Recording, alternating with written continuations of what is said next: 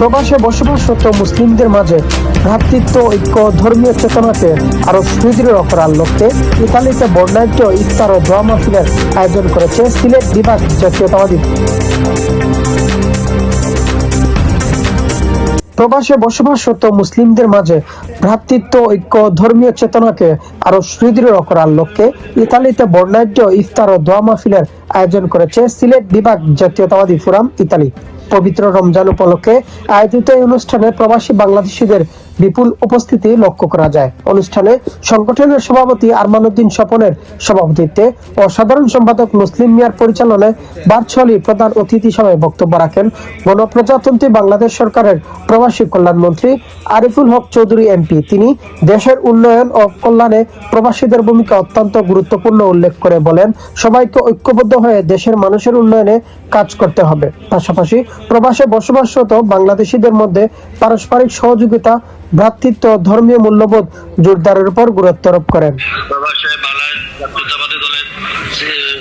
আমাদের পক্ষ থেকে আপনাদের সবাইকে রমজানুল মুবারকের শুভেচ্ছা। আর এই মুহূর্তে দেশের জন্য দোয়া করেন, আল্লাহ তাআলা যেন দেশটাকে শান্তির পথে নেয়। আর বহির্বিশ্ব যুদ্ধের কারণে আমরা চ্যালেঞ্জিং এর মধ্যে আছি, আমরা যেন সেই চ্যালেঞ্জ কাটিয়ে উঠতে পারি। জনগণের প্রত্যাশা যেন বাস্তবায়ন হয়, আল্লাহ তাআলা যেন আমাদের সেই কাজে সাহায্য করে। এ সময় অতিথি হিসেবে আরো উপস্থিত ছিলেন ইতালি বিএনপির সাবেক ভারপ্রাপ্ত সভাপতি আমিনুর রহমান সালাম, সাবেক নির্বাচিত সভাপতি শাহ মোহাম্মদ তাইফুর রহমান ছোটন, ইতালিয়ান মুসলিম কমিউনিটি নেতা ফ্রান্সিসকো থিয়েরি।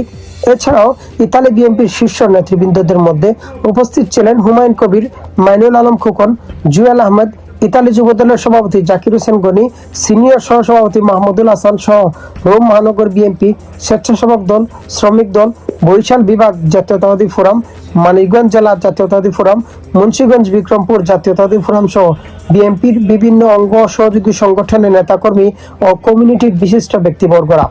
বক্তারা বলেন, প্রবাসে বসবাস করলেও দেশের প্রতি দায়বদ্ধতা ও সামাজিক বন্ধন অটুট রাখতে এ ধরনের আয়োজন গুরুত্বপূর্ণ ভূমিকা রাখে।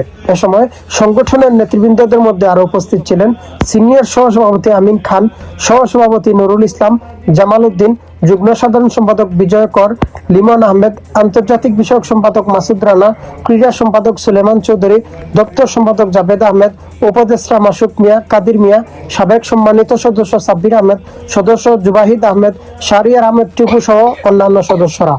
শেষে দেশ ও জাতির কল্যাণ, প্রবাসীদের মঙ্গল এবং বিশ্ব মুসলিম উম্মার শান্তি ও সমৃদ্ধি কামনা করে এবং মরহুমা বেগম খালেদা জিয়ার রুহের মাগফিরাত, তারেক রহমানের দীর্ঘায়ু ও সুস্থতা কামনা করে বিশেষ দোয়া মুনাজাত করেন হাফেজ আবুল কালাম।